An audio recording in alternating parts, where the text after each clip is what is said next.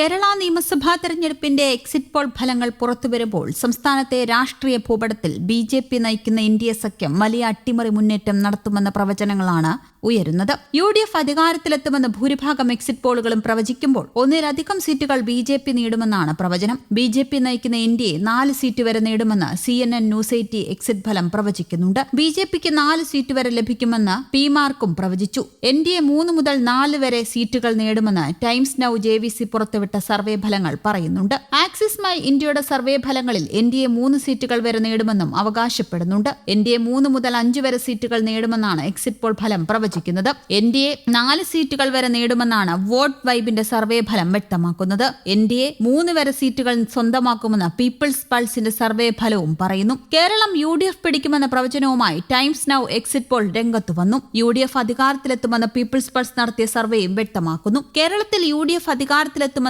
CNN vote വോബും വ്യക്തമാക്കി. Axis my ഇന്ത്യയും UDF. അധികാരത്തിലെത്തുമെന്നാണ് പ്രവചിക്കുന്നത്. Axis my India exit poll പ്രകാരം യു.ഡി.എഫ്. 78 മുതൽ 90 സീറ്റുകൾ നേടുമെന്ന് കണക്കാക്കപ്പെടുന്നു. എൽ.ഡി.എഫ്. 49 മുതൽ 62 സീറ്റുകൾ നേടുമെന്നും പ്രവചിക്കപ്പെടുന്നു. അതേസമയം ബി.ജെ.പി. 3 സീറ്റുകൾ നേടുമെന്നും പ്രവചിക്കുന്നു. JVC UDF. 72 മുതൽ 84 സീറ്റുകൾ നേടുമെന്ന് പ്രവചിക്കപ്പെടുന്നു. അതേസമയം എൽ.ഡി.എഫ്. 52 മുതൽ 61 സീറ്റുകൾ നേടുമെന്ന് കണക്കാക്കപ്പെടുന്നു. എൻ.ഡി.എ 3 മുതൽ 7 സീറ്റുകൾ നേടുമെന്നും സാധ്യതയുണ്ട്.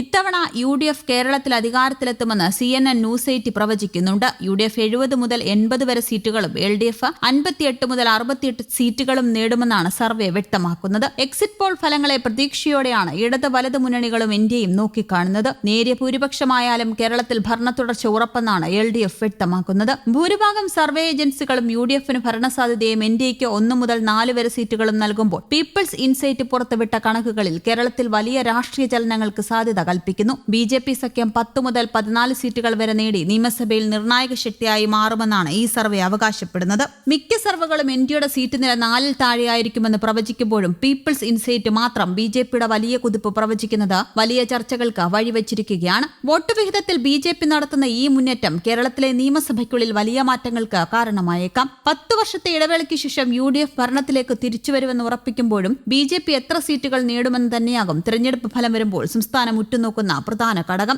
എൻ.ഡി.എ പിടിക്കുന്ന ഓരോ വോട്ടും എൽ.ഡി.എഫിന്റെയും യു.ഡി.എഫിന്റെയും ജയപരാജയങ്ങളെ നിശ്ചയിക്കുന്ന നിർണായക ഘടകമായി മാറിയിട്ടുണ്ട്.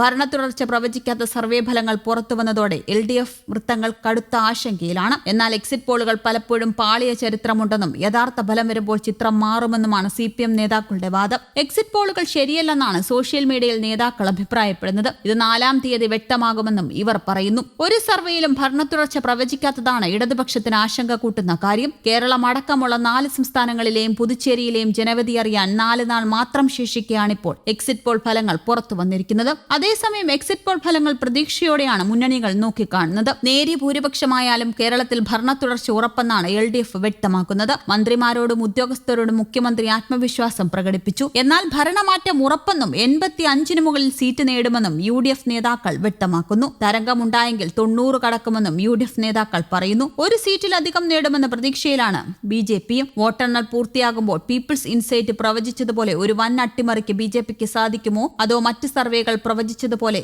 നാമമാത്രമായ സാന്നിധ്യമായി ഒതുങ്ങുമോ എന്നറിയാനുള്ള ആകാംക്ഷയിലാണ് രാഷ്ട്രീയ കേരളം. News desk Kerala Kaumudi.